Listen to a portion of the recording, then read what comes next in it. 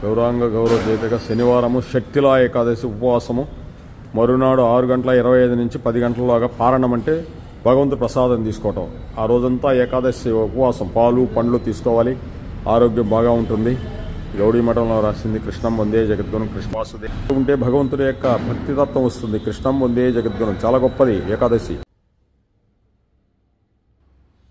హరే కృష్ణ కృష్ణ కృష్ణ హరే హరే హరే రామ రామ రామ హరే హరే. ఏడుకొండలవాడ వెంకటరమణ గోవింద గోవింద. మహాభక్తులారా, 25/1/2025 షట్తిలా ఏకాదశి. ఏకాదశి రోజు మనం ఉపవాసం ఉండాలి. ఉపవాసం ఉన్నందువల్ల మనకి ఈ శరీరంలో ఉన్న ఆరోగ్యం బాగా పనిచేస్తుంది. ఆ రోజు పాలు పండు తీసుకోవాలి. ఆవు పాలు దొరికితే చాలా మంచిది. పండు పాలు తీసుకోవచ్చు.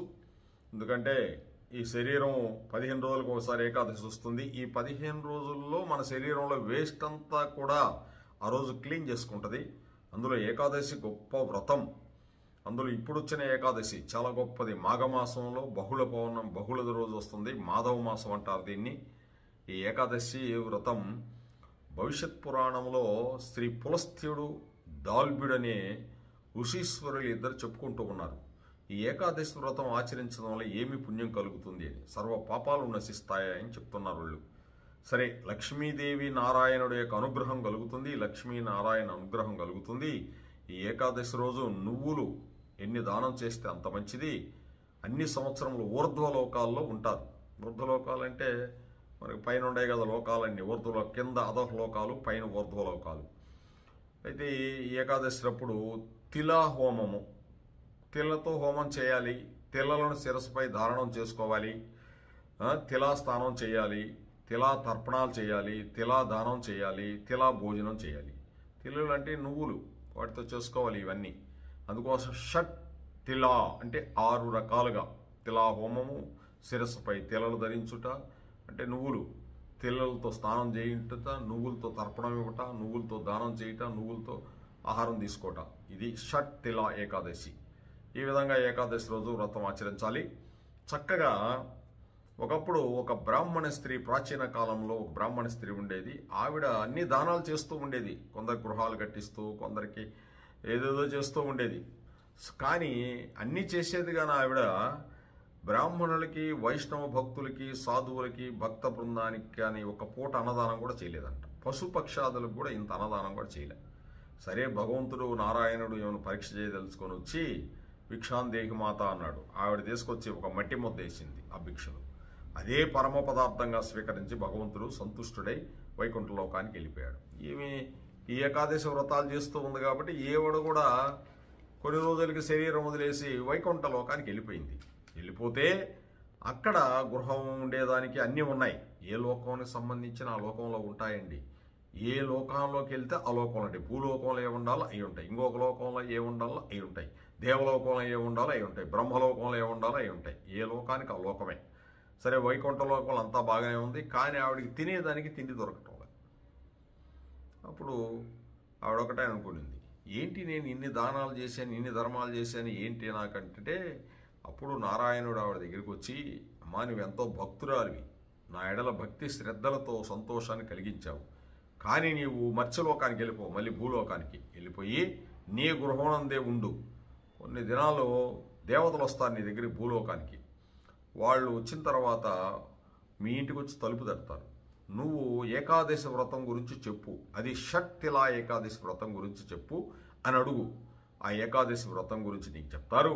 చక్కగా నువ్వు ఏకాదశి వ్రతం విన్న తర్వాత ఆ మహిమను తెలుసుకొని నువ్వు మరలా ఆ ఏకాదశి వ్రతం ఎలా చేయాలని తెలుసుకొని ఆ ఏకాదశి వ్రతాన్ని చేసి నియమనిష్టలతో ఆచరించి భగవత్ ప్రసాదమును భక్త బ్రాహ్మణులకు మరియు దీన దరిద్రులకు సమర్పించి మరలా వైకుంఠ లోకానికి వస్తావమ్మా. అన్న పానీయాలు ఎంతో సుఖంగా ఉంటావు. అందరికీ అన్న పానీయాలు పెట్టాలి. సర్వజీవుల్ని ప్రేమించాలి. అంతేగాని నువ్వు ఏదో గృహాలు కట్టియడం, వాళ్ళకి ఏదో ఇచ్చేయటం, దానివల్ల ఉపయోగం లేదమ్మా. సర్వజీవులకి ఆహారం కావాలి. అన్ని జీవరాశులకి ఆహారం పెట్టాలి. కాబట్టి నువ్వు వచ్చిన బ్రాహ్మణులకి, వచ్చిన వైష్ణవ భక్తులకి, సాధువులకి ఇలాంటి పనులు చేయాలి షట్తిలా ఏకాదశి రోజు. అందుకోసం ఈ షట్తిలా ఏకాదశి చాలా గొప్పది. ఈ విధంగా మనం వ్రతం ఆచరిస్తే ఆ భగవద్ధామానికి వెళ్ళేదానికి ఆస్కారం ఉంటుంది. 15 రోజులకు ఒకసారి ఏకాదశి వస్తుంది కాబట్టి ఖచ్చితంగా మీ ఏకాదశి చేయండి. శక్తిలా ఏకాదశి. హరే కృష్ణ కృష్ణ కృష్ణ హరే హరే, హరే రామ రామ రామ హరే హరే. ఏడుకొండలవాడ వెంకటరమణ గోవింద గోవింద. జై యశోద కృష్ణకి, నందకుమారికి, దేవకి కృష్ణకి, వసుదేవ కృష్ణి, రాధాకృష్ణ గోవిందకి, రాధా బృందావన గోవిందకి, మధుర గోవిందకి, అయోధ్యపురివాస దశరథ మహారాజు కుమార శ్రీరామచంద్ర ప్రభు జయ హో జయ హో. రామ అంటే పలకడంట, దశరథ మహారాజు కుమార రామచంద్ర ప్రభు అంటే పలుకుతాడంట. ఓ ఎవడరా మా నాన్నగారి పేరు చెప్పింది, వాడికి 100 మార్కులే అంటాడంట. రమా వీర వెంకట సత్యనారాయణ స్వామి. ఆ రమా వీర వెంకట సత్యనారాయణ స్వామి వెంకట కటకట పాపములు తీసేవాడు, వీర వీరత్వం గలవాడు, సత్యమైన వాడు, నారాయణ మోక్షమిచ్చేవాడు ఆ కృష్ణ పరమాత్ముడి. మనందరం అసత్యమే ఉంటామా? ఈ దేహం ఉండదు.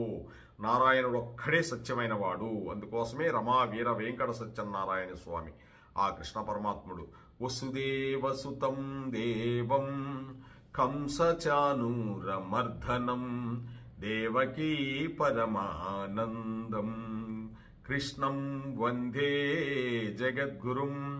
ఆ జగద్గురువైన కృష్ణుడికి ఒక్కసారి నమస్కరిస్తే మనసా వాచ కర్మతో ఈ శరీరముతో తల్లి అయి తండ్రి అయి గురువై భర్త అయి మనలందరికీ అజ్ఞానాన్ని పోగొట్టి జ్ఞానాన్నిచ్చి ప్రసాదించగల శక్తివంతుడు ఆ శ్రీకృష్ణ పరమాత్మ. అందుకే జగద్గురు శంకరాచార్యులు అన్నారు, ఏకం శాస్త్రం దేవకీ పుత్రం, ఏకో దేవో దేవకీ పుత్రం, ఏకో నామం దేవకీ పుత్రం. ఒకే ఒక నామం దేవకీ పుత్రుడు నామం కృష్ణనామం. ఒకే ఒక దేవుడు ఆ దేవకీ పుత్రుడైన కృష్ణ పరమాత్ముడు. ఒకే ఒక శాస్త్రం దేవకీ పుత్రుడైన కృష్ణుడు చెప్పింది భగవద్గీత. ఇవే నీకు కావాల్సింది జగత్తులో. అందుకోసమైనా గోవిందం భజ గోవిందం అని చెప్పాడు. గోవిందం భజ గోవిందం మూఢమతే గోవిందం. ఆ గోవింద నామాన్ని, ఆ కృష్ణనామాన్ని ఉచ్చరించండి. ఆ యొక్క కృష్ణ లోకానికి వెళ్ళండి. గోలోక బృందావనవాసి కృష్ణం వందే జగద్గురుం.